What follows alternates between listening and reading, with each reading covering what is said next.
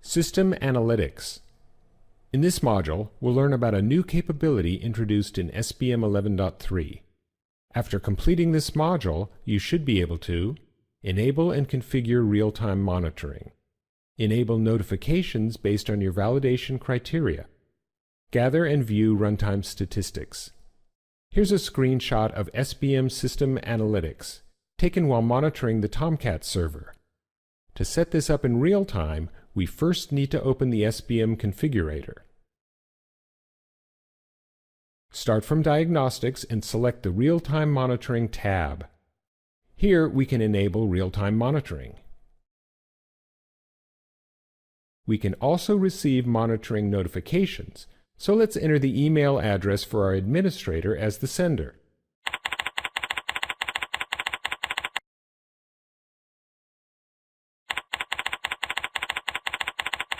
And Joe will receive the email notifications. Next, we need to apply the changes and restart any active services.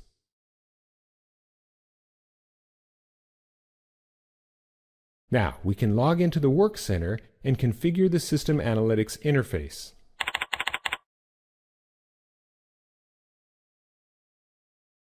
We use the admin account because it has remote administration privilege. You can set this up for other accounts as you like.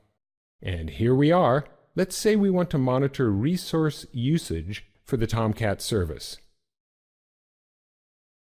First, select the SBM server. Select the system component. For the group, select Tomcat. Let's monitor the CPU usage. And let's monitor the memory usage. And we're off and running. Now we can pin these graphs to create a dashboard that we can return to and view later.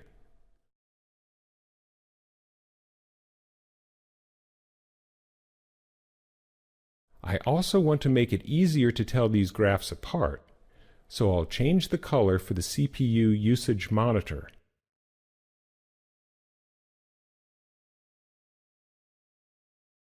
Notice that as we're editing, we're still monitoring in real time.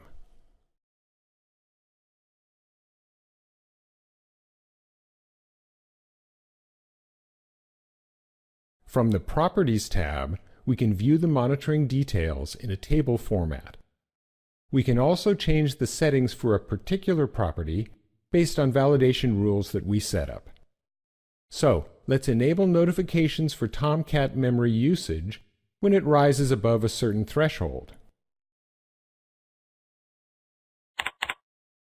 Use a -1 if you just want notifications sent once. This will be a very low threshold, just for a test.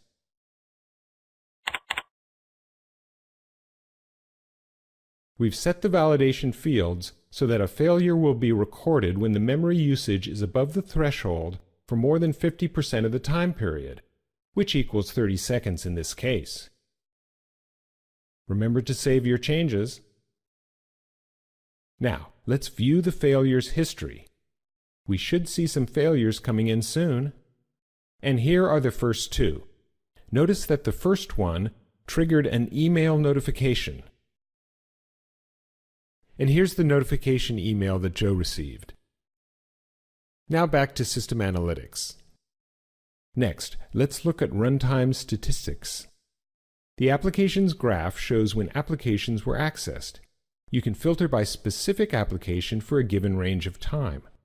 Here we are viewing all applications. You can see when orchestrations were accessed by viewing the orchestrations graph. This database shows none for this time range. View the reports graph to see how reports are being used. We are showing the executed report count within the time range. There are several report types. Let's look at the top executed reports. And here is a graph of the usage of the top 5 reports within the time range. The Reports table shows a summary listing of report usage to help you manage your collection of reports. You may remove reports or add them to Workcenter dashboards based on this information. It's easy to sort by columns to focus on what's important to you. For executed reports, I can sort by duration or run count.